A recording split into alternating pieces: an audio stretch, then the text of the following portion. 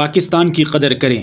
حضرت عقبہ بن عامر رضی اللہ عنہ فرماتے ہیں، میں نے رسول اللہ صلی اللہ علیہ وسلم کو منبر پر یہ ارشاد فرماتے ہوئے سنا، کفار کے خلاف اپنی استطاعت کے مطابق قوت حاصل کرو۔ سنو قوت رمی یعنی دور سے پھینکنا اور تیر اندازی ہے۔ سنو قوت رمی یعنی دور سے پھینکنا اور تیر اندازی ہے۔ سنو قوت رمی یعنی دور سے پھینکنا اور تیر اندازی ہے۔ حدیث شریف میں رمی کا لفظ استعمال ہوا ہے جس کا معنی دور سے پھینکنا ہے۔ اس پھینکنے میں جس طرح تیر کا پھینکنا شامل ہے، اسی طرح کسی بھی ہتھیار کے ذریعے مطلوبہ چیز کو نشانہ بنانا اور راکٹ یا میزائل وغیرہ کو درست ہدف تک پہنچانا بھی شامل ہے۔ چنانچہ صحابہ کرام نے تیر اور نیزوں کے ساتھ ساتھ منجنیق یعنی توپ بھی استعمال کی اور اس کے ذریعے آتشی تیر، بڑی بڑی چٹانیں اور آگ و بارود دشمن کے قلعوں پر پھینکنے میں مہارت حاصل کی۔